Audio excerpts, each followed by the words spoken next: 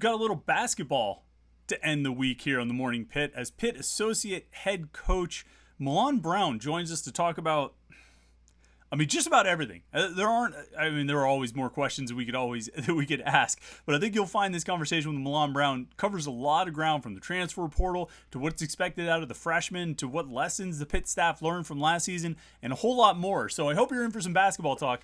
This is good stuff here on the Morning Pitt, youtube.com/Panther-Lair.com.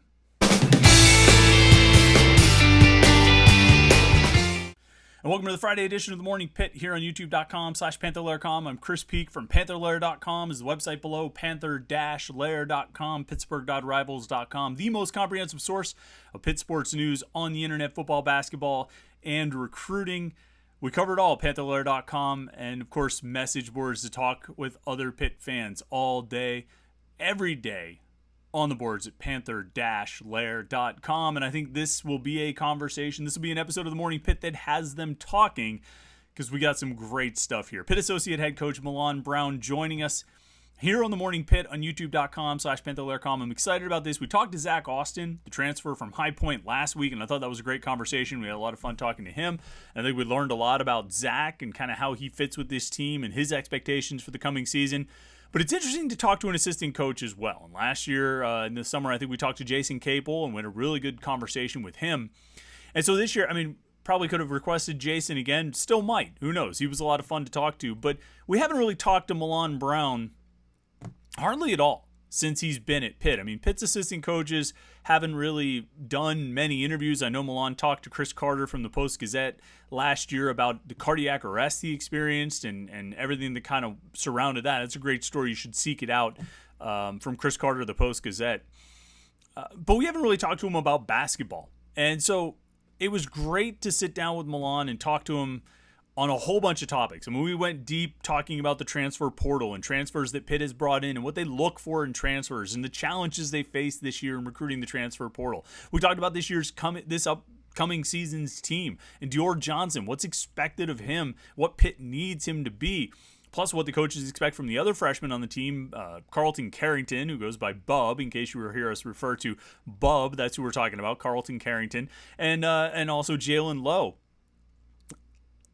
And really, if I was to sit here and summarize the interview, the conversation, I don't think I could do it justice. So I'm not really even going to try. Suffice to say, we covered a lot of ground, and I think you're going to be really interested to hear what Milan has to say about all those topics and a lot more. So sit back, get your cup of coffee, and enjoy this conversation. Oh, before you do, like this video and subscribe to our YouTube channel. I didn't even ask you to do that. I'm so excited to get to the conversation that I didn't even ask you to like and subscribe. So make sure you like and subscribe, right? Click the like button over there and the subscribe button down there to make sure you never miss any of our exclusive Pitt video content here at youtube.com/Panther-Lair.com. So without further ado, let's get into it. Pitt associate head coach Milan Brown.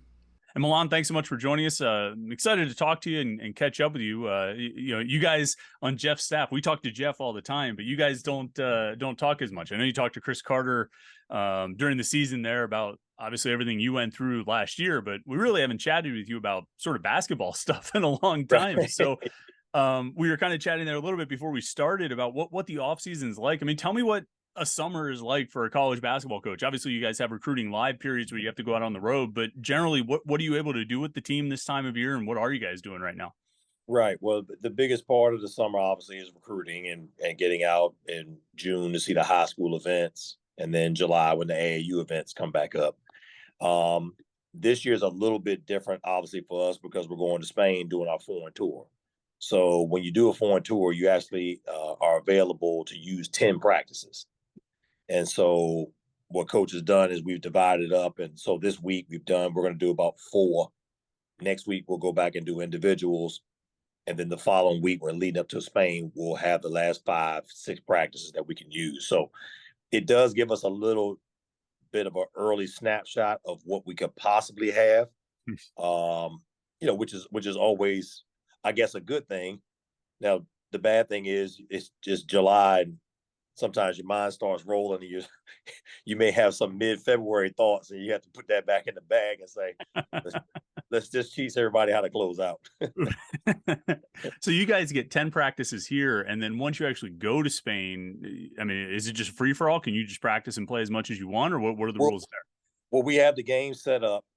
We want you with us. We will when we get there. I know one of the days we have like a shoot around day. We can go and get some reps in and be with the team and things of that nature. But if I know coach, we're not going to be in a situation where we're going the day before the game. We'll go practice and go. We're not going to do it that way.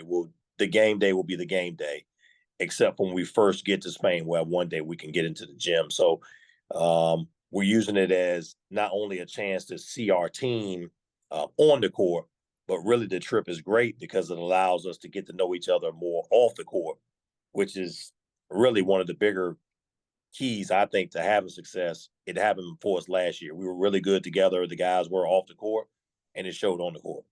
I was going to actually say that as you were talking about different practice times and things, I was kind of thinking like, plus you're also taking an international trip with these guys and putting them together in hotel rooms for 2 weeks or whatever it is. I mean, right. You've done these kinds of trips before. Is it I don't want to say a before and after, but do you see a noticeable difference when you guys come back of like after these guys have spent that much time together, just a little bit more closeness, a little more togetherness? Yeah, I think so. And all different groups vibe differently. So we hope everybody will do the things. We know we have a good group of guys. So I think it'll be a great trip. It does allow, when you're in a foreign country, you do at least initially, it's just us. So everybody's together, even just the airport travel and things of that stay together. Everybody know where you're supposed to go. And so it does help, I think, speed up somewhat of the process of getting to know each other.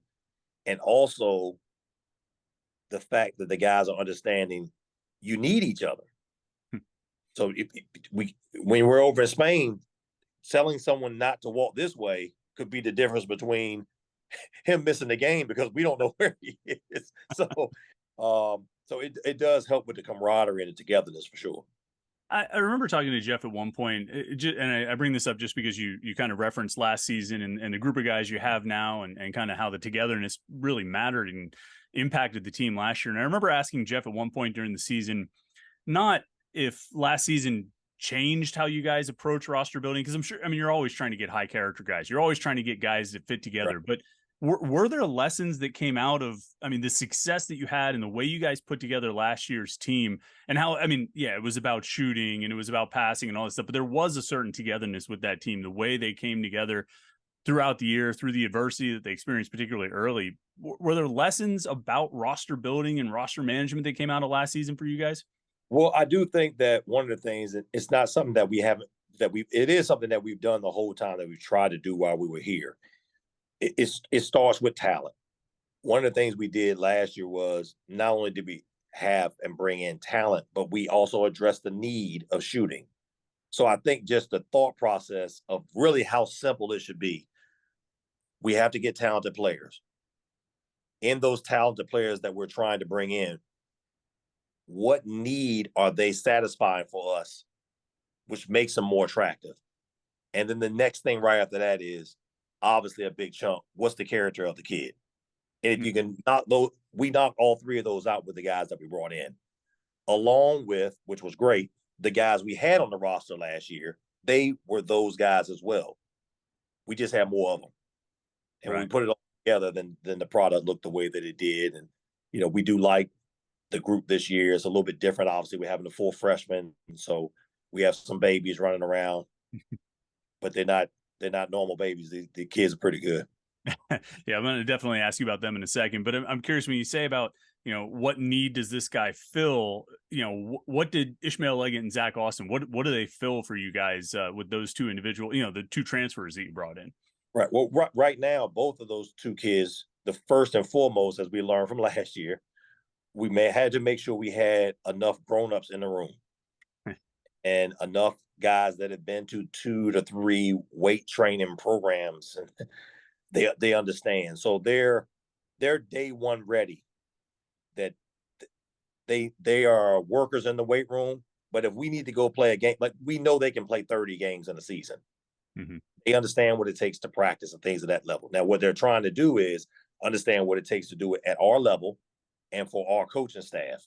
So that's the only adjustment for them. So those two guys provided just the older bodies that we needed in the backcourt and the wing position. So, and they've been doing a really good job of that. And because it's a bump up in the level for them, that's where their excitement comes in, where they're like the freshmen. They can't wait to prove their point. So it's great. We don't have to put a battery in their back to get those two guys going. They're point to prove. I actually talked to Zach last week, and it was funny. At one point, I just had to start laughing because he was talking. I was like, what do you do well in the court? What do you feel like are some of your strengths?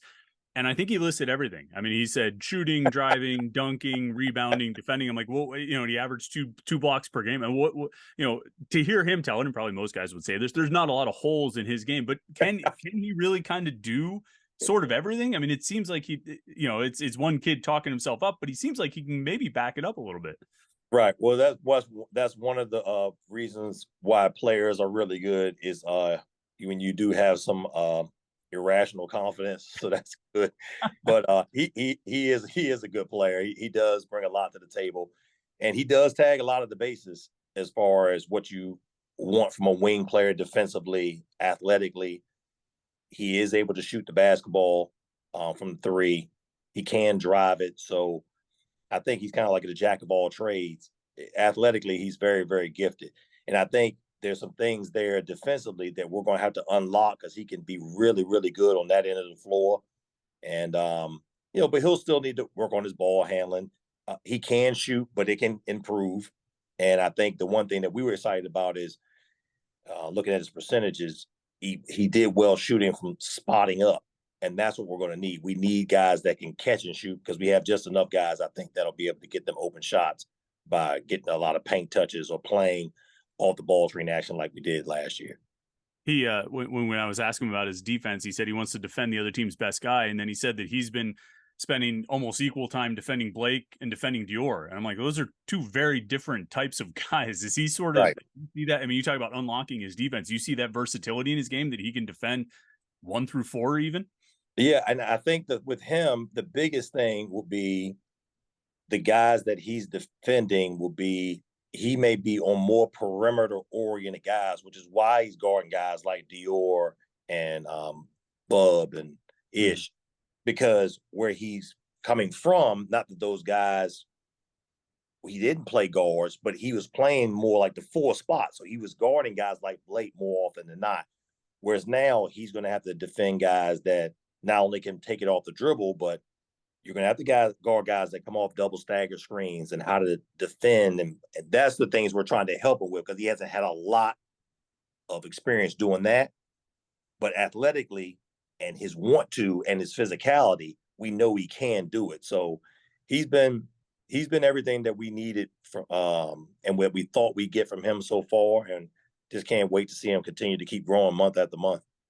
You obviously got him and Ish out of the transfer portal. And, I think on the outside, we're always kind of curious what that process actually looks like.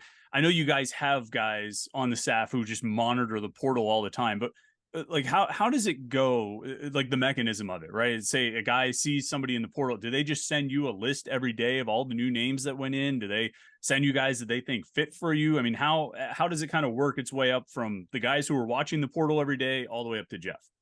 Yeah, well, we do get lists and they're updated even from the scouting services, obviously, that we have and things that are trying to help us out. But for the most part, Kyle and our guy Blos help out with. They're taking care of what's happening basically right at that moment. So rather than myself or coach waiting for when's the list coming, Kyle may know something at 11 o'clock at night. And he lets everybody know, hey, this guy just went in the portal. But it's a need-based thing again for us. What do we need? If it's like we're looking for a guard. That's how Ish's name came up. Then it's a matter of, okay, Jeff obviously is going to, because it's speed dating, because this is not a year process. We're trying to recruit a kid in 3 weeks. Depending on who the kid is, it could be 3 days. It depends on how quick it goes. And so then we just try to figure out, well, is there anybody on our staff that may have a hook? So in Ish's situation, I had a hook because I had watched Ish in high school and knew some of the people around him. With Zach, Jason had the hook. So we become the lead person in that situation for the next 3 weeks. But at the end of the day, when you're trying to recruit the portal, Jeff is obviously the most important piece because he needs to get to know the guys, and the guys need to get to know him and the parents and the coaches.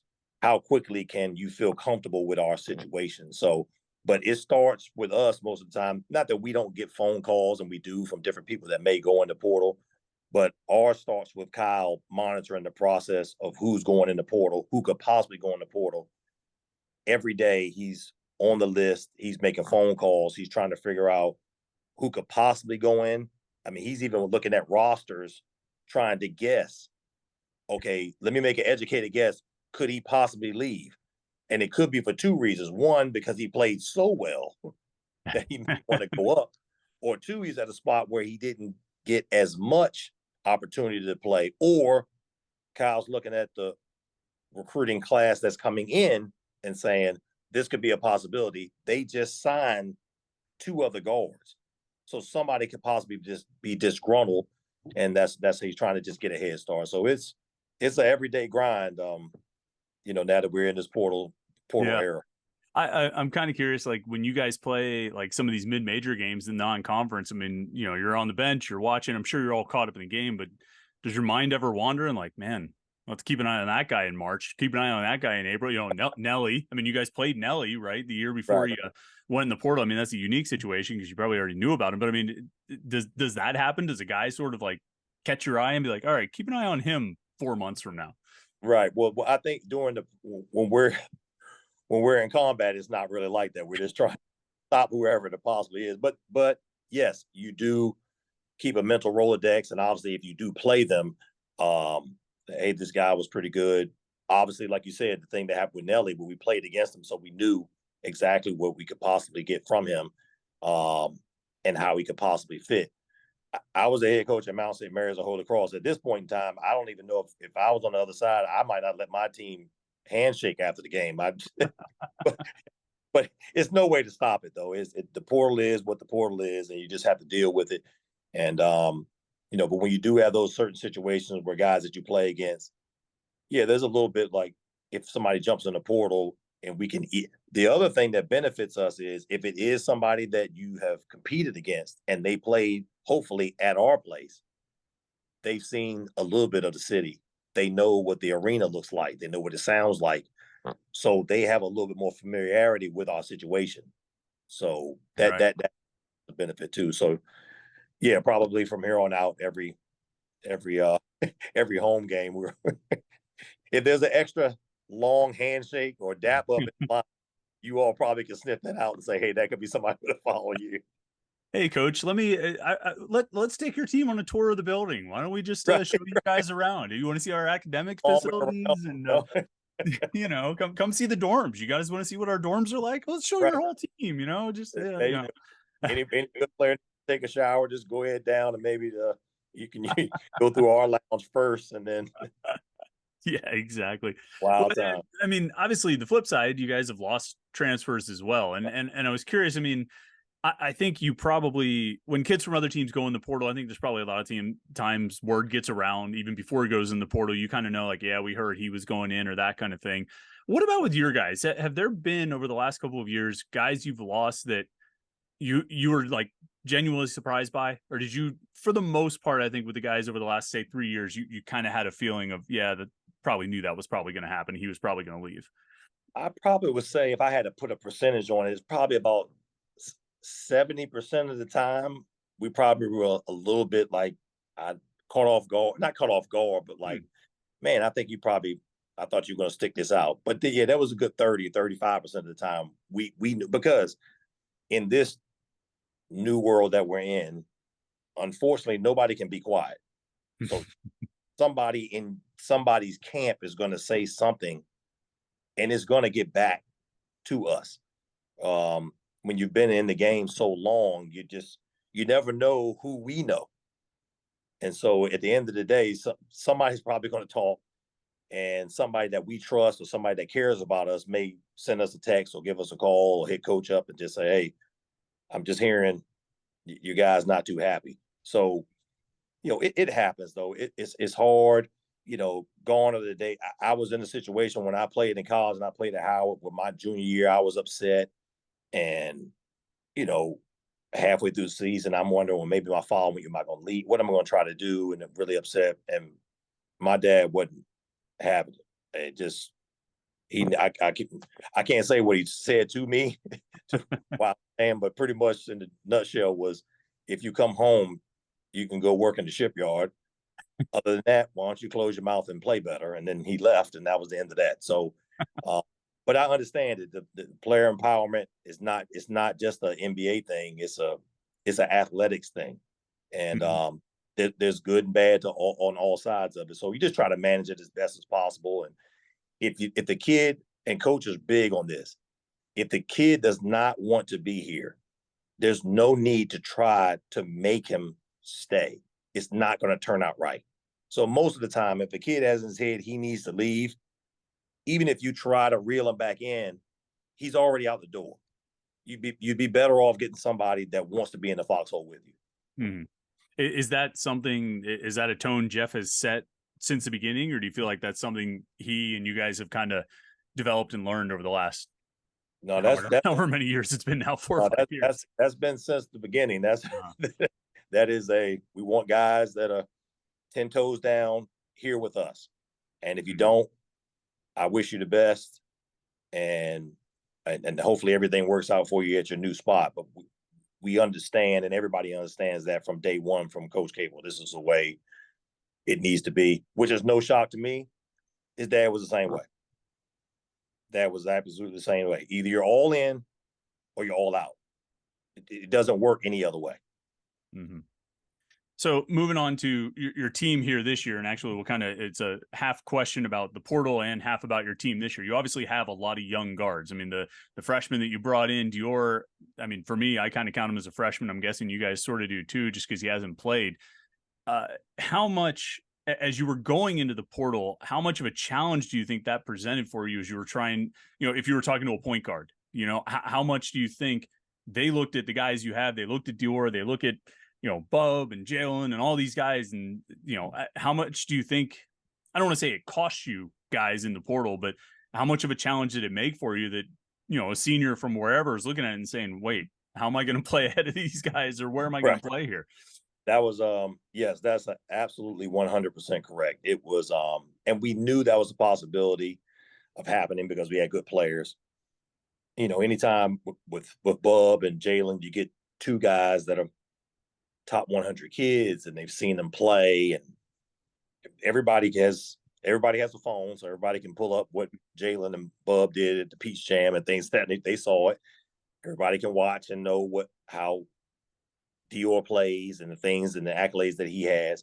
So it was interesting because it was almost as if when Ish said he was going to play with us, it was almost where everything kind of dried up, because to your point, every time we will fight to be involved with the kid, and they loved it, and it was great, and I'd love to play for you, coach. The next question would come out, well, so how are we going to do this?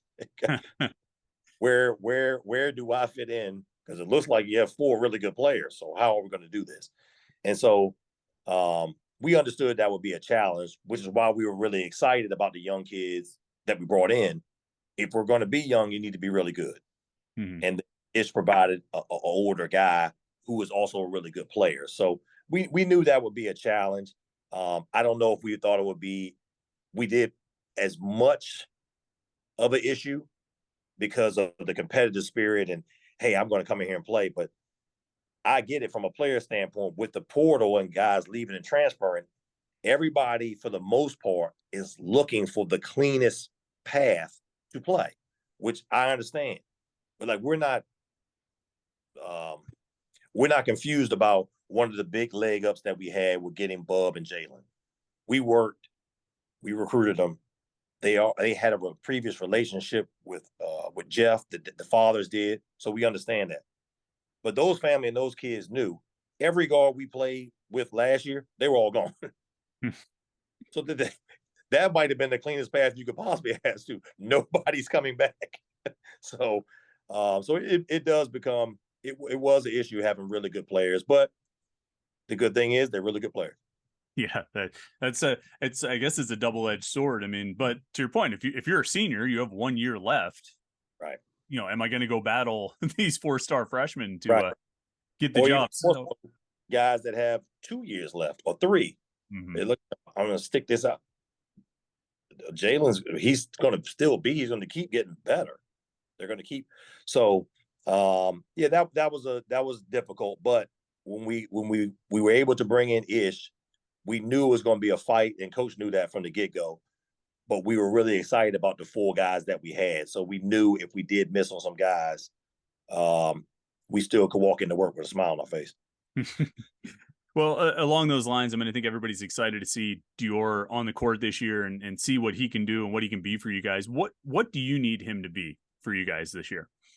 Well, the interesting thing with him is because he didn't play last year and didn't play a lot actually his last year in high school, he just needs to get acclimated actually back to playing.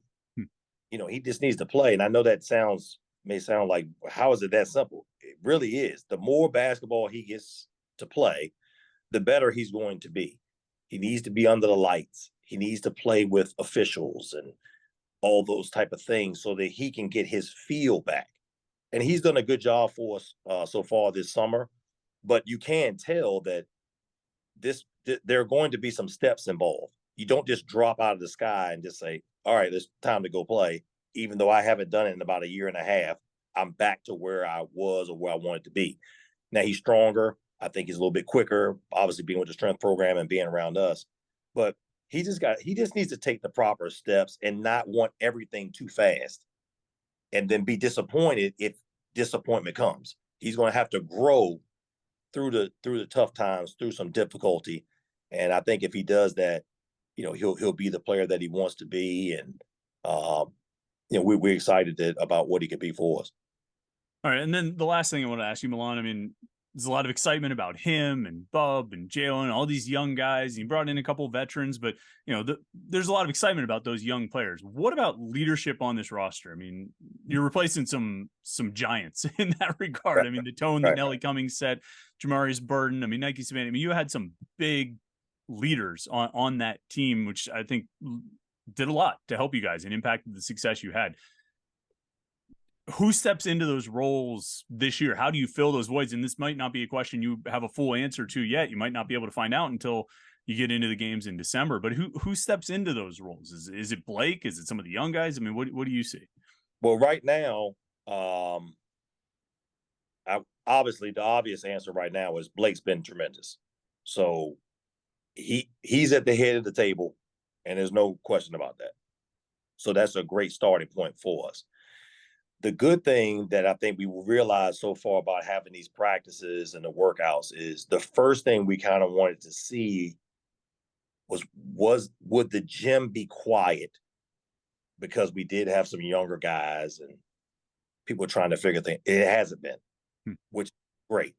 So I'm more of an old school thought, have an old school thought to this. We do need older guys to lead, but it's impossible that some of this leadership is going to have to fall in the backcourt. There's no way to run from that. The guards have the ball too much. They guard the ball and they bring the ball up. So the person who's in control of the basketball has to have a voice in what it is that we're trying to do, which is also why Ish was big for us. Now, his leadership has been a little bit more by doing than talking, but I think because we have a good group of guys, right now, if Blake is the loudest voice in the room, we're okay with that. Because everybody is taking their job seriously, and this is what I'm supposed to do. So as long as everybody's doing their job, hopefully we don't need a bunch of hall monitors, to correct things. Now, to your point, like you said, we probably won't know until we really get out there and start playing when the lights come on, and JB and Greg and Nelly and those guys had a little different viewpoint because their nose had been bloodied before. They understood what the battles were like. As much as we can talk to them about that, every lesson that Coach Capel can provide for these guys of how he's gone up and down the ladder as a player and a coach, he can tell them all he wants to, they don't know what it's like to play in Cameron until they get in Cameron. We can't speed that process up. The great thing is, though, I think all those dudes, they can't wait to get into those situations and prove that they are who we think they are and what they can be. So we'll just right now, Blake lines them up and we'll follow his lead. Fetty, for his short bit of time here, he's been good. The twins understand. So we have enough. Will being healthy has been great because Will understands basketball and he's a good character person as well. And he's hungry to prove a point. So his voice has been big too. So I'm actually excited to see how it plays out. But I will say, even though those guys are young in the backcourt, Jalen and Bub and Dior, they aren't quiet. So sometimes that's good, sometimes that's bad. Well, it's funny, just as you were kind of running down that list, I was like, oh yeah, I didn't ask you about Fetty. I didn't ask you about the twins. I didn't ask you about Will. There's a lot of interesting things to talk about with this team, but I don't want to take up any more of your time, Milan. But thanks so much, man. I really appreciate it. If I don't talk to you before, have a great trip to Spain, and then we'll see you guys once things start getting really interesting this fall. Absolutely, man. Appreciate all the support, man. All right. Thanks a lot. I'm sure you enjoyed the conversation with Zach Austin last week. I know I did. I think that was very enlightening about someone we don't know much about and someone we're all just sort of getting to know. But I got to think, that conversation with Milan, I thought he was candid. I thought he was open. He was funny. He was insightful. And I think we learned a lot about the inner workings of the Pitt coaching staff, the inner workings of the Pitt basketball program, the transfer portal, how Pitt has approached it, some of the challenges they've faced as far as trying to get a guard with guys like Dior Johnson and Bub Carrington and Jalen Lowe already on the roster, what they liked in Ishmael Leggett and Zach Austin, and a whole bunch of other things. Insightful stuff. I think you know more about Pitt basketball now than you did like a half hour ago before you started listening to that conversation. So thanks to Milan Brown for joining us. That was it was great to catch up with him. We should do that kind of thing more often because I think the coaches on this Pitt basketball staff are insightful, smart guys and very interesting to talk to. We found that last year with Jason Capel. We get it from Jeff Capel all the time. I'm pretty sure Tim O'Toole would fit into that category as well. And we know it about Milan Brown after listening to the conversation today. So thanks to him for joining us. Thanks to you for watching this video and watching the Morning Pitt videos all week long. Make sure you like and subscribe so we keep doing this because those likes and subscribe numbers make me feel good about myself. So, keep liking and subscribing. So we'll keep doing these and keep watching the Morning Pitt here on youtube.com/Panther-Lair.com. Thanks for watching all week. I hope you've had a great week. Hope your Friday goes well and you have a good weekend. And we'll be back with you on Monday morning for another Morning Pitt right here, youtube.com/Panther-Lair.com.